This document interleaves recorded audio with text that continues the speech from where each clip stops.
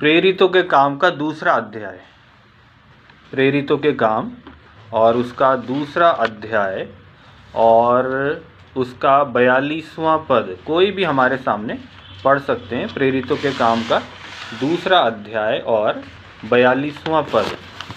और वे प्रेरितों से शिक्षा पाने और संगति रखने और रोटी तोड़ने और प्रार्थना करने में लौलीन रहे। जी, परमेश्वर के वचन के पढ़े और सुने जाने में आशीष हो। और यहाँ पर हम पहली सदी की कलीसिया के विषय में पढ़ते हैं। पहली शताब्दी की कलीसिया के विषय में हमने यहाँ पर पढ़ा, और क्या पढ़ा कि और वे प्रेरितों से शिक्षा पाने और संगति रखने और रोटी तोड़ने और प्रार्थना करने में लौलीन रहे। तो प्रभु की कलीसिया जो कि पहली शताब्दी में थी, वो इन बातों में आगे बढ़ती गई, है ना, प्रेरितों से शिक्षा पाने में, है ना, और परमेश्वर से के लोगों से सीखने में वो लोग आगे बढ़ते रहे। वो सीखना चाहते थे, क्योंकि हम अपने मसीही जीवन में तब तक आगे नहीं बढ़ सकते जब तक हम सीखें ना। और हम सीखेंगे कैसे? जबकि कोई हमें बताएगा, है ना। परमेश्वर का वचन हम पढ़ेंगे और परमेश्वर के लोगों से हम सीखते हैं। और फिर क्या लिखा है? और संगति रखने में, तो हमें परमेश्वर की संगति में आगे बढ़ना है, परमेश्वर के भवन में हमें आना है। और हम संगति क्यों रखते हैं? ताकि हम मसीह में आगे बढ़ें, है ना। और हम देखते हैं, है ना, एक अंगीठी का उदाहरण है ना। तो अंगीठी में यदि एक कोयला अलग रख दो तो वो थोड़े समय बाद क्या हो जाता है? बुझ जाता है ना। और जब सब कोयले, है ना, मिलके जब रहते हैं तो जलते हैं, है ना। तो ऐसे ही परमेश्वर में हम कब बढ़ते हैं? जब हम उसकी संगति में बढ़ते हैं, है ना। नहीं तो हम फिर कमज़ोर पड़ जाते हैं, है ना। और फिर एक समय आता है कि हम फिर निराश हो जाते हैं, है ना। तो परमेश्वर में हमें आगे बढ़ना है, संगति में हमें आगे बढ़ना है। हमारे जीवन में हम देखते हैं कि दो बातों का प्रभाव है, या तो परमेश्वर का और या शैतान का, है ना। और अगर हम परमेश्वर पर नहीं बढ़ेंगे तो उसका दूसरा हिस्सा क्या है कि फिर हम पीछे हो जाएंगे। तो शैतान, है ना, शैतान फिर रुकेगा नहीं, फिर वो कब्जा करेगा, है ना। तो इसीलिए शैतान की बातों से बचने के लिए हमारे पास एक ही बचाव है कि हम परमेश्वर में आगे बढ़ें, तो हम संगति में बने रहें, है ना। और फिर क्या लिखा है? और रोटी तोड़ने में, प्रभु भोज में, है ना। और ये चेले जब थे, है ना, तो आपस में रोटी तोड़ने में रोटी तोड़ा करते थे, प्रभु भोज, है ना, में शामिल हुआ करते थे। प्रभु भोज को प्रभु यीशु मसीह ने स्थापित किया, है ना। और फिर क्या लिखा? और प्रार्थना करने में लौलीन रहे। तो आज हम जो विशेष बात देखेंगे वो प्रभु भोज के विषय में हम देखेंगे, है ना। और उसके लिए हम एक वचन पढ़ेंगे और वो हमें मिलता है मत्ती का 26वां अध्याय, मत्ती रचित सुसमाचार और उसका 26वां अध्याय और 26 से 28 पद। मत्ती रचित सुसमाचार का 26वां अध्याय और 26 पद से 28 पद तक हम पढ़ेंगे। और यहाँ पर हम देखते हैं कि प्रभु भोज का एक जिक्र किया गया है और उस विषय को आज हम पढ़ेंगे। मत्ती का 26 से 28। और यहाँ पर लिखा है, जब वे खा रहे थे तो यीशु ने रोटी ली और आशीष मांगकर तोड़ी और चेलों को देकर कहा, लो खाओ, ये मेरी देह है। फिर उसने कटोरा लेकर धन्यवाद किया और उन्हें देकर कहा, तुम सब इसमें से पियो, क्योंकि ये वाचा का मेरा वो लहू है जो बहुतों के लिए पापों की क्षमा के निमित्त बहाया जाता है। परमेश्वर के वचन के पढ़े सुने जाने में आशीष हो। और यहाँ पर हम आज 3 विषयों को देखेंगे। प्रभु भोज में जो 3 खास विषय हैं वो हम देखेंगे। तो एक पहला है रोटी, और दूसरा है प्याला, और तीसरा है एक वाचा, है ना, 3 बातों को हम देखेंगे। और अगर हम रोटी के विषय में देखें तो रोटी मसीह की देह को दर्शाता है, प्रभु यीशु मसीह की देह को दर्शाता है रोटी, है ना। और प्याला प्रभु यीशु मसीह के लहू बहाने को दर्शाता है। और फिर हम देखते हैं कि इन दो के वजह से प्रभु यीशु मसीह में पिता परमेश्वर ने एक वाचा को हमारे साथ बांधा है ना, एक वाचा स्थापित किया। तो हम जब प्रभु यीशु मसीह में आ जाते हैं, हम प्रभु यीशु मसीह को उद्धारकर्ता ग्रहण कर लेते हैं, अपने पापों से क्षमा मांग लेते हैं और परमेश्वर के वचन के अनुसार पानी में डूब का बपतिस्मा ले लेते हैं, तो हम एक नई वाचा में शामिल हो जाते हैं, है ना। और इस विषय पर हम देखेंगे। तो जो रोटी है, जो मसीह की देह है, वो हमारे लिए एक जीवन को दर्शाता है। हम मसीह में जीवन को पाते हैं, है ना। और जो रोटी में हम जब शामिल होते हैं प्रभु भोज में, तो वो जीवन को दर्शाता है, हम मसीह में जीवन को पाते हैं, है ना। और जो प्याला है वो हमारे लिए एक छुटकारे का, प्रभु यीशु मसीह का लहू बहाया गया कि हम छूट जाएं, अंधकार से छूट जाएं, शैतान की गुलामी से छूट जाएं और शैतान की गुलामी से छूटकर पिता परमेश्वर से मिल जाएं। तो पिता परमेश्वर से मिलने में फिर हमें आशीषें मिलती हैं। परमेश्वर के पास हम आते हैं तो हमें आशीषें मिलती हैं। और फिर जो वाचा है, परमेश्वर हमारे लिए जो उसने वाचा जो बांधी, वो ये है, वो हमारे लिए एक वसीयत जैसा है, अधिकार पत्र है कि अब हम परमेश्वर के हैं और परमेश्वर हमारा है। जैसा कि हमने भजन संहिता में पढ़ा कि परमेश्वर मेरा हिस्सा है ना, परमेश्वर मेरा भाग है ना। तो परमेश्वर और फिर हम एक अपनेपन में आ जाते हैं। अब परमेश्वर हमें मेरे लोग कहता है और हम परमेश्वर को मेरा परमेश्वर, हमारा परमेश्वर कहकर पुकारते हैं। तो इन बातों पर आज हम थोड़ा विचार करेंगे। तो 26वां पद यदि हम देखें मत्ती रचित सुसमाचार का 26वां पद, 26 अध्याय का, तो क्या लिखा है? जब वे खा रहे थे तो यीशु ने रोटी ली और आशीष मांगकर तोड़ी और चेलों को देकर कहा, लो खाओ, ये मेरी देह है। तो प्रभु यीशु मसीह ने उस प्रभु भोज में जब स्थापित किया तो उस रोटी की तुलना अपनी देह से किया, है ना। तो जब हम उस रोटी में शामिल होते हैं, जब हम रोटी को खाते हैं, तो हम प्रभु यीशु मसीह की देह में एक हो जाते हैं, है ना, और हम उसकी देह में शामिल हो जाते हैं, है ना।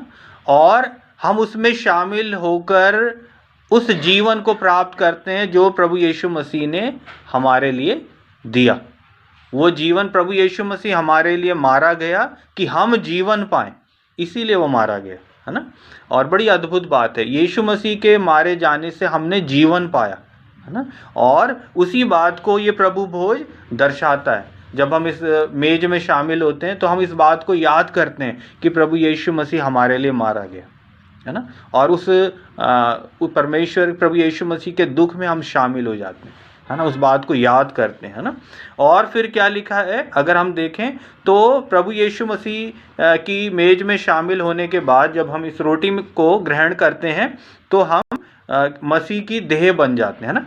एक वचन हम पढ़ेंगे, पहला कुरिन्थियों का 12 अध्याय, पहला कुरिन्थियों का 12 अध्याय और 27वां पद में, वहाँ पर हम इस विषय को देखेंगे।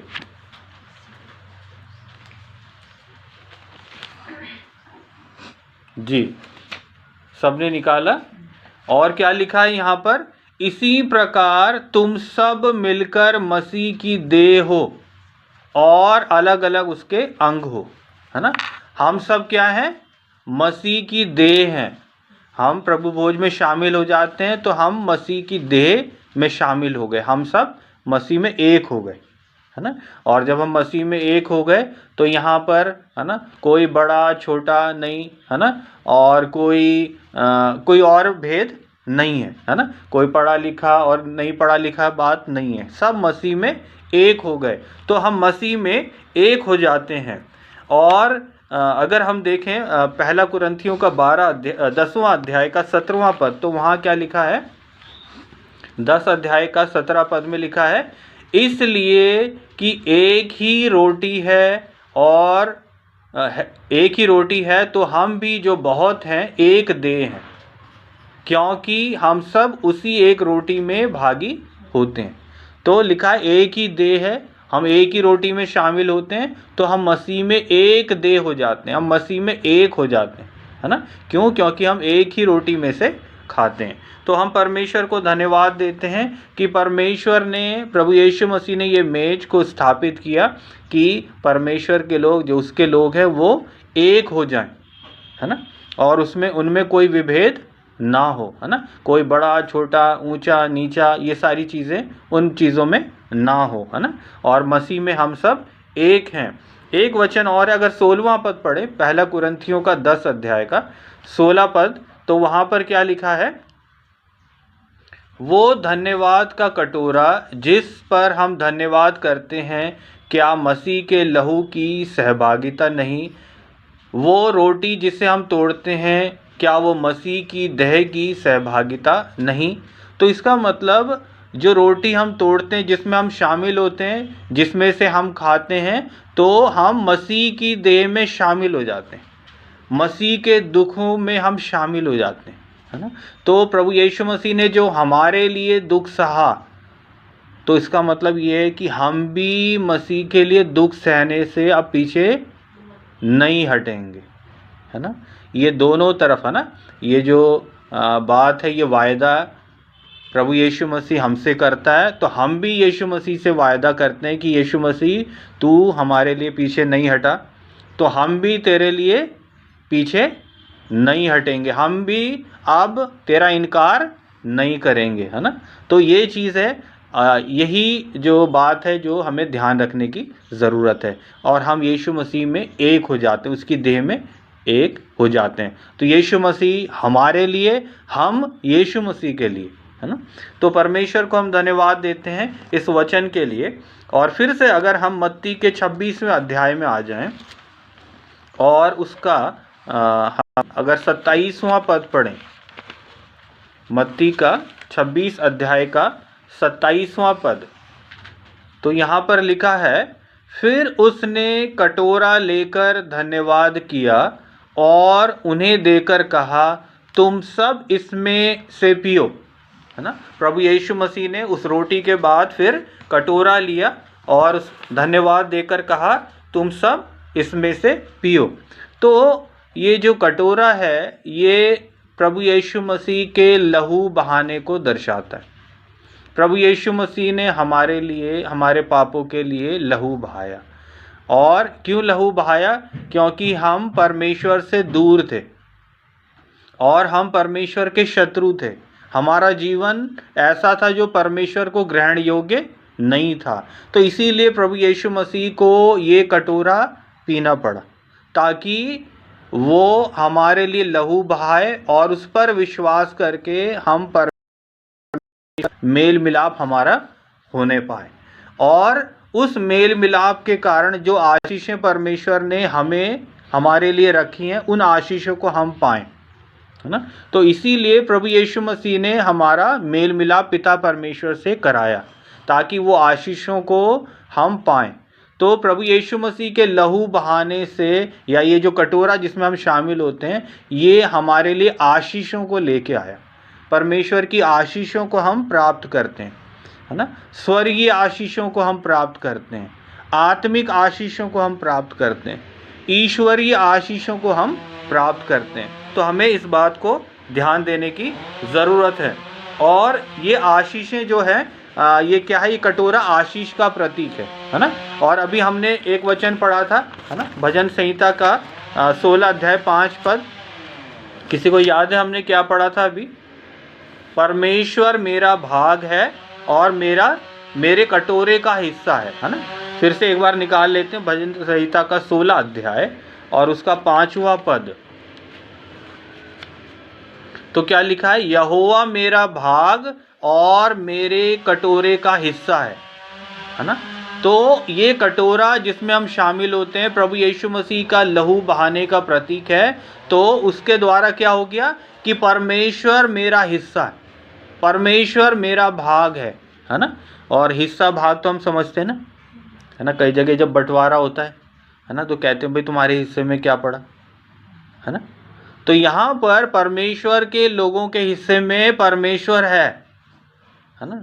और परमेश्वर के लोगों को क्या मिला, परमेश्वर मिला, है ना। तो यहोवा मेरा भाग है, वो मेरा हिस्सा है ना। और जो हमने पढ़ा यहाँ पर, यहोवा मेरा भाग और मेरे कटोरे का हिस्सा है, मेरे भाग को तू स्थिर रखता है। और वो जो हमारा हिस्सा है वो टलता नहीं है, वो बना रहता है ना। और कई बार हम देखते हैं कि दुनिया में, है ना, जो जिसको कई बार कुछ अगर हिस्सा मिलता है तो शायद उसको फिर, है ना, परिस्थिति ऐसी हो जाती है ना मिले।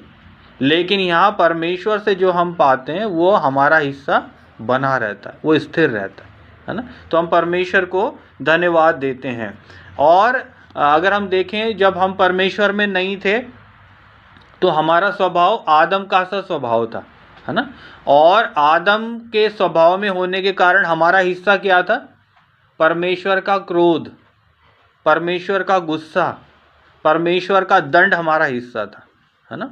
और लेकिन जब हम प्रभु यीशु मसीह में आ गए तो हमारा हिस्सा क्या हो गया, परमेश्वर हो गया, उसकी आशीषें हो गई, है ना। तो परमेश्वर में हमने आशीषों को पाया, है ना। एक वचन हम पढ़ेंगे प्रकाशित वाक्य का 14वां अध्याय और उसका 10वां पद। प्रकाशित वाक्य का 14th चैप्टर, है ना, और उसका 10वां पद। तो क्या लिखा है यहाँ पर, लिखा है, वो परमेश्वर के प्रकोप की निरी मदिरा जो उसके क्रोध के कटोरे में डाली गई पिएगा, और पवित्र स्वर्गदूतों के सामने और मेमने के सामने आग और गंधक की पीड़ा में पड़ेगा, है ना। और अगर इससे आगे पहले 9 पद को पढ़े तो क्या लिखा है, फिर इनके बाद एक और तीसरा स्वर्गदूत बड़े शब्द से कहता हुआ आया, जो कोई उस पशु और उसकी मूर्ति की पूजा करे और अपने माथे या अपने हाथ पर उसकी छाप ले, तो ये सारी चीज़ें परमेश्वर के क्रोध, परमेश्वर का क्रोध उसके जीवन में आएगा, है ना। तो हम जब मसीह में नहीं थे तो परमेश्वर का क्रोध हमारे जीवन में था, परमेश्वर का दंड हमारे लिए था। लेकिन जब हम मसीह में आ गए तो परमेश्वर की आशीषों को हमने पाया। तो हम परमेश्वर को धन्यवाद देते हैं इस वचन के लिए। एक वचन और अगर हम देखें, मत्ती का 26 अध्याय और अब 28वें पद को देखते हैं तो क्या लिखा है। 26 अध्याय मत्ती का और 28वां पद, क्योंकि ये वाचा का मेरा वो लहू है जो बहुतों के लिए पापों की क्षमा के निमित्त बहाया जाता है ना। प्रभु यीशु मसीह क्या कहते हैं, ये वाचा का मेरा वो लहू है ना। तो प्रभु यीशु मसीह के लहू बहाने से उसने एक वाचा स्थापित की, है ना। उसने एक वाचा को हमारे साथ बांधा। उसने, ये वाचा क्या थी, उसने हमारे लिए लहू बहाया और अब हमें भी उसके प्रति विश्वास योग्य होना है। और वाचा का मतलब ये है कि परमेश्वर अब हमें भविष्य में आशीषें देगा, परमेश्वर हमें अब भविष्य में अपनाएगा, है ना। और जैसे वसीयत, है ना, कि भविष्य में अब इनके लिए रख दिया जाता है ना। और ये इन चीज़ों का अधिकारी ये होंगे, है ना, वसीयत ऐसा होता है ना। तो परमेश्वर ने वो वायदा हमारे साथ किया, अब हम अनंत जीवन के अधिकारी होंगे, अब हम परमेश्वर के साथ रहेंगे, है ना। परमेश्वर हमारा हिस्सा है, परमेश्वर हमारा भाग है। परमेश्वर ने इस नई वाचा के द्वारा हमें क्षमा किया, हमारे पापों को क्षमा किया, हमारे श्रापों को दूर किया, जो जीवन में हमारे श्राप थे उन चीज़ों को दूर किया। परमेश्वर ने फिर हमें आशीषें दी, है ना। और सांसारिक रीति से भी हमें आशीषें मिलती हैं, आत्मिक रीति से भी हमें आशीषें मिलती हैं, और ईश्वरीय आशीषें हमें मिलती है, स्वर्गीय आशीषें हमें मिलती हैं। और हम मनुष्य होने पर भी अब हम परमेश्वर के जन हैं, अब हम उसके साथ रहेंगे, उस सृष्टिकर्ता परमेश्वर के साथ हम एक हो जाते हैं, यीशु मसीह के साथ अब हम एक हो जाते हैं, है ना। तो इन विषयों को हमने यहाँ पर देखा। और अगर हम देखें पहला कुरिन्थियों और उसका 10 अध्याय में, तो वहाँ पर हम एक चीज़ देखते हैं। पहला कुरिन्थियों का 10 अध्याय और हम यहाँ पर देखते हैं 16वां पद में, है ना।